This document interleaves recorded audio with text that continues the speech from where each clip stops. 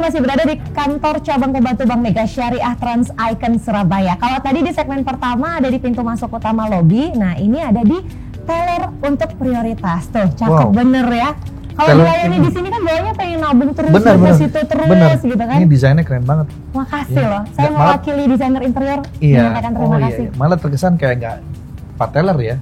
Iya kan? Kayak bukan Bang, jadi kayak datang ke tempat yang eksklusif. Eksklusif gitu ya, kayak terus ngobrol santai sama partner kayak gitu. di ruang-ruang bisnis VIP gitu-gitu ya. Emang yang bisnis dibikin gitu ya pasti gitu ya? Betul, iya. Senyaman mungkin buat nasabah ya. Jadi kita pengen menghadirkan itu modern muslim ya. Modern muslim jadi, office. Ya, modern muslim office. Jadi ya Islam itu kan juga harus ngikut perkembangan zaman. Setuju. Jadi tren kita mensikapi ya salah satunya juga menyajikan brands yang sesuai dengan kondisi dan keinginan ya, keinginan dari calon nasabah kita. Ini nyambung sama obrolan terakhir kita nih di segmen sebelumnya soal digitalisasi. Saya mau tanya dulu ke Mas Andre, seandainya ya, Mas Andre nggak pernah bikin Taulani TV, kira-kira nih dalam waktu sekian tahun bisa nggak ada rumah semegah itu untuk seorang Sultan Bintaro? Dari tabungan yang sudah ada dulu? Bisa, cuma agak lama ya. Oke, prosesnya lebih lama. Lebih lama. Jadi digitalisasi really works. Works banget. Karena sekarang kita semua bertransaksi almost pakai digital. Terus semakin dipermudah. Ya kayak misalnya kita mau bayar sesuatu nggak punya duit cash, mau m-banking ternyata dia nggak terima m-banking atau nggak punya rekening, kita bisa pakai QR code itu, apa namanya? Kris. Iya itu ya Kris ya, tinggal kita scan, bayar. Wah keren banget sekarang dipermudah. Dibahas kayak jadi gini saya dulu kemana-mana tuh saya kalau jalan tuh bawa duit tuh 3 karung gitu, cuman kan repot. Akhirnya sekarang dengan ada digital, cukup pakai handphone aja. Udah. Saya berani jalan udah 3 karung soalnya sekali jalan nemu apartemen di Trans Icon langsung beli 1 unit gitu kan. Karungnya doang isinya emang nggak ada. tapi jadi penasaran, ini gimmick aja sih penasaran. Seorang Andre Taulani hari ini yang ada di dompet cashnya berapa sih? Berapa ribu rupiah? Mau dites. Boleh nggak dicek? Penasaran. Nggak sampai 500.000. Serius? Iya. Cuma 126, 6.000-nya itu recehan, 2.000-annya 3. Sampai apa? 100 Karena sudah dimudahkan sekali dengan digitalisasi. Tapi kartu banyak. Kartu ATM, kartu keluarga, kartu cacar. Kartu vaksin dan imunisasi. Kartu PMI juga ya. Ada semua udah. Oke, saya mau ke Mas Sigit nih. Jadi Mas Andre sendiri mengakui bahwa dengan adanya Taulani TV, proses untuk menjadi sultan yang bisa berbagi manfaat untuk lebih banyak manusia itu dipercepat. Betul. Nah, seandainya nggak digitalisasi, beliau mungkin prosesnya akan sangat panjang sekali. Nah, menanggapi ini dari aspek perbankan, seperti apa? Ya early adapter dari digitalisasi itu biasanya memang salah satunya di entertainment sama budaya ya. Nah di banking ini sebenarnya nggak early adapter gitu. Lebih banyak kan kepada e-commerce atau trading itu juga early adapter. Betul. Nah kalau banking ini karena terkait dengan duit orang, kekayaan orang, privasi orang, sehingga memang pelan namun saya lihat juga perkembangan juga cukup pasti sekarang. Jadi digital banking itu secara filosofi itu sebenarnya kita pengen agar setiap orang itu punya akses atas kekayaannya sendiri. Akses untuk kekayaannya sendiri nih yang dia tabung, yang disimpan mudah diketahui. Betul, kayak misalnya kalau dulu ya kita kalau deposito kan zamannya kan kita dikasih bilet ya, bilet deposito, dan bilet itu disimpan di dalam rumah gitu kan. Iya, benar. Dan tabungan juga kalau kita mau tahu transaksi kita di tabungan, kita pasti bawa buku tabungan tuh. Betul. Ya kan? Di print gitu kan. Kalau lupa bawa nggak bisa transaksi. Betul. Nah, makanya dengan digital itu kan kita memberikan simplifikasi terhadap akses, terhadap kekayaan dia ya. Kekayaan dia atau pendapatan yang dia punya. Nah, jadi ini kita juga ngelakuin lewat M-Syariah itu kita mencoba memberikan layanan digital terhadap nasabah-nasabah Bank Mega Syariah. Jadi ya karena memang nanti juga akan berevolusi dengan baik sih, karena juga dari sisi OJK juga sudah merespons sekali ya perkembangan bisnis digital ini, bahkan sering sekali diadakan webinar, bahkan juga beberapa regulasi baru juga sudah dimunculkan. Nah, tinggal bagaimana kita di Bank Mega Syariah mensikapi untuk meleverage ya, mengangkat produk kita agar bisa masuk ke alam digitalnya gitu kan. Alam digital. Iya, alam digital. Jadi kan, Alam gaib loh, Mas. iya alam digital ya, alam digital. Jadi kenapa disebut alam digital? Ya karena memang ya produknya ada, bisa diinteraksi tapi nggak ada gitu kan. Dalam konteks apa namanya? Tidak bisa dilihat. Bisa dilihat, bisa dimanfaatkan. dipegang. Ya tapi ya itu cuma sekedar screen kan. Ya kan. Dulu kan kalau kita mau beli mobil kan bawa koper, bawa tas ya. Dengan digital ini pertama ya yang harus direvolusi ya harus dirubah adalah visi digitalnya. Jadi kayak kenapa saya itu butuh banyak orang juga sama.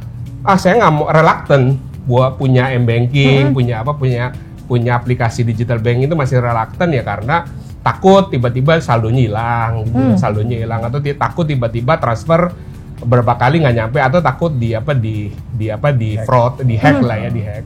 Nah, memang menjadi kewajiban bank itu adalah terutama di Bank Megasyariah kita yang mau kita lakukan itu kita memiliki aplikasi yang stabil dan aman dulu. Oke. Stabil gitu. dan aman. Kuncinya gitu. di situ. Dan aman, betul. Kuncinya dan aman. Jadi preference dari masyarakat terhadap aplikasi digital banking ya pertama adalah stabilitas dan keamanan. Karena ya orang misalnya sekarang tuh transfer tuh udah bukan cuma 15.000, 25, 1 miliar, 2 miliar pun bisa ditransfer lewat m-banking. Nah ini kan orang yang buat mentalnya nggak siap gitu, sama aplikasi digitalnya juga nggak siap. Ini kan juga bisa jadi bumerang buat banknya untuk mendorong digitalisasi. Nah ini memang kita juga lagi siapkan. Nah makanya sekarang di kita itu sudah mempersiapkan juga. Sudah ada di M-Syariah itu sebagai platform digital kita, digital onboarding. M-Syariah. Jadi M-Syariah itu adalah produk layanan digital kita sebagai platform produk-produk syariah. Dan juga ingat bahwa nanti ke depannya juga M-Syariah itu juga akan kita buka juga secara koneksi juga, ya agar ya ketika kita datang ke M-Syariah itu punya M-Syariah nggak hanya mengakses saldo dan kekayaan kita, kita juga bisa mengakses produk-produk yang ada dalam ekosistem CT Corpora. Jadi ini harus digarisbawahi karena Bank Megasyariah adalah bagian dari CT Corpora. Betul. Di mana di dalamnya ada begitu banyak produk over ya. Mulai dari kalau Bapak tadi bilang untuk yang sehari-hari sampai yang high end semua ada. Iya. Betul. Makanya tadi kembali kepada pembahasan kita yang awal ya bahwa kunci dari mindset keuangan itu adalah masalah pengeluaran, memanage pengeluaran. Jadi menunda pengeluaran. Jadi kita pengen juga yang merubah dengan adanya M-Syariah dan kita bisa menyajikan produk dengan mudah. Mindset pengeluaran orang yang dari tadinya konsumtif, kita rubah jadi mengeluarkan tapi belinya beli tabungan. Belinya beli deposito, belinya nanti kita punya sukuk. Terus kemudian belinya juga kita nanti punya nabung buat naik haji, nabung buat umroh gitu kan. Jadi merubah men-shifting dari paradigma konsumtif menjadi paradigma yang lebih produktif gitu. Jadi nah kita pengen tuh di M-Syariah itu adalah aplikasi yang sederhana mewujudkan lifestyle yang produktif.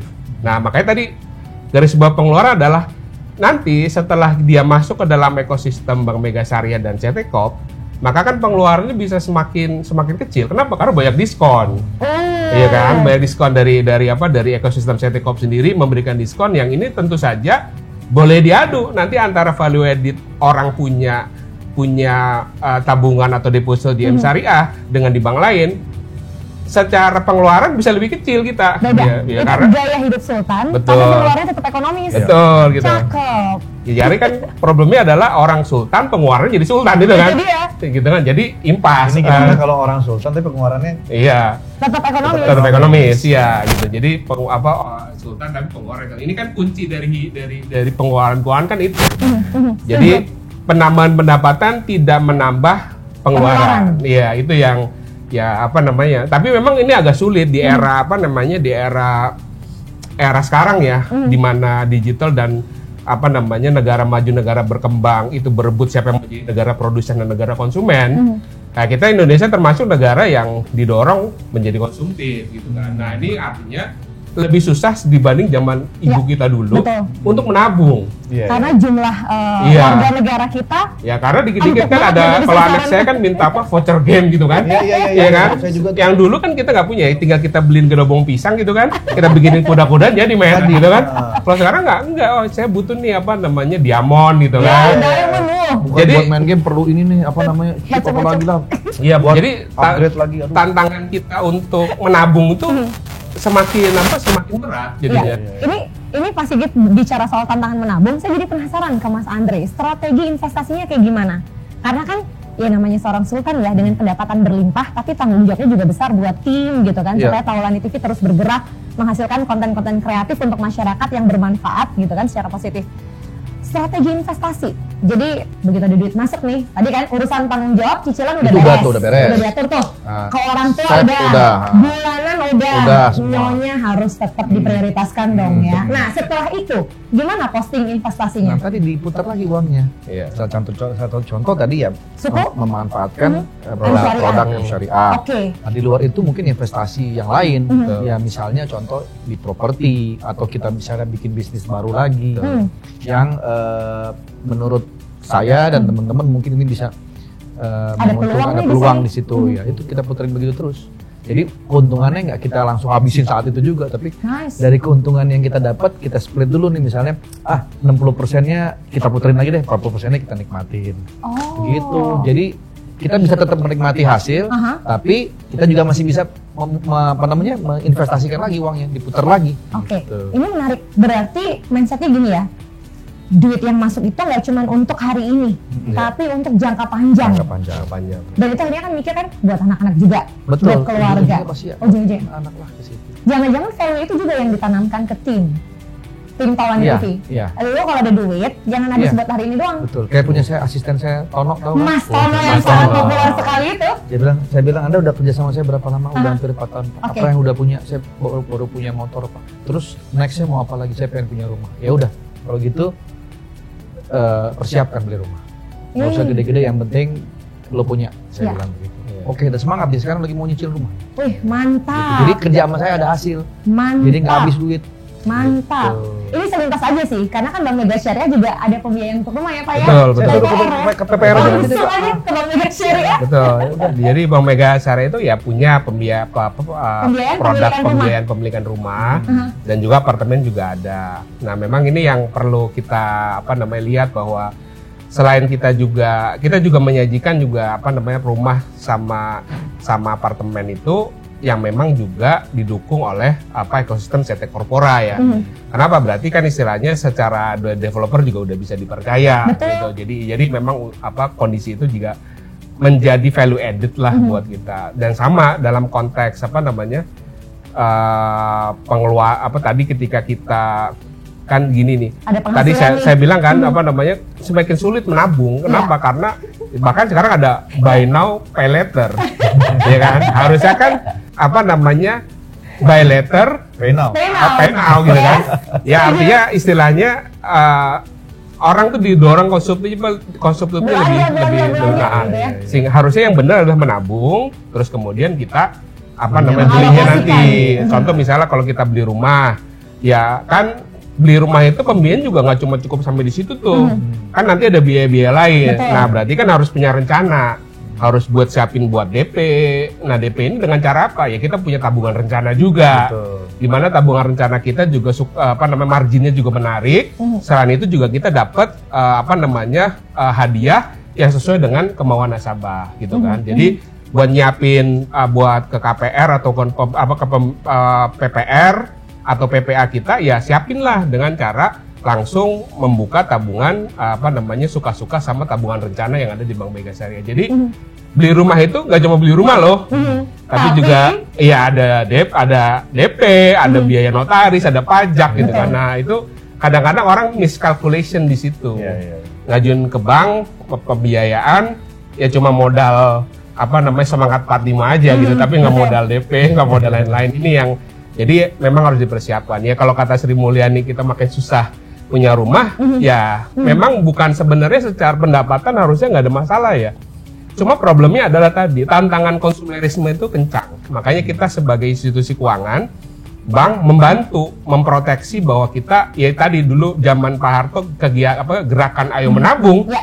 itu udah harus segera jadi kampanye nasional lagi. Nah, kita juga dalam hal ini saya sama Mas Andre juga ayolah kita menabung dan menabunglah dengan perencanaan yang baik. Betul. Wah, saya bisa kebayang nih ya, Mas Tono, sahabat-sahabat Mas Tono, dimanapun yang saat ini sedang punya impian untuk memiliki rumah, tentu akan sangat terbantu sekali dengan program PTR yang ditawarkan oleh Bank Mega Syariah, pembiayaan pemilikan rumah.